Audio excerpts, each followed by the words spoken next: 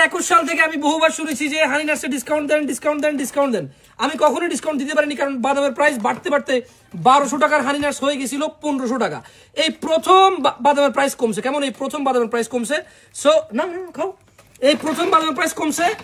So হানি নাটসে একটা discount দিতে পারতেছি। কতদিন থাকবে ডিসকাউন্ট আমি জানি না, বিকজ বাদামের প্রাইস আমার হাতে নাই। ইম্পোর্টাররা ইম্পোর্ট করে, তারা প্রাইস দেয়, সেই অনুযায়ী নিতে হয়।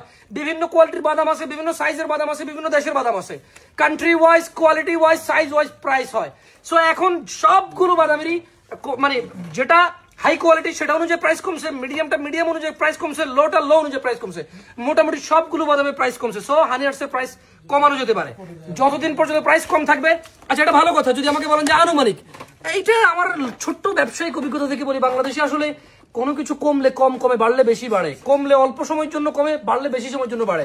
সো বুঝছেন তো? একটু ভয় দেখাইছি আপনাকে। হ্যাঁ, যারা হানি নাট ট্রাই করতে চাচ্ছিলেন ঘরের বাজার, এই দারুণ একটা ডিসকাউন্ট আসছে এখন। বাদামের প্রাইস কমাতে এটা আসছে, বাদামের প্রাইস চলে গেলে এটা চলে যাবে।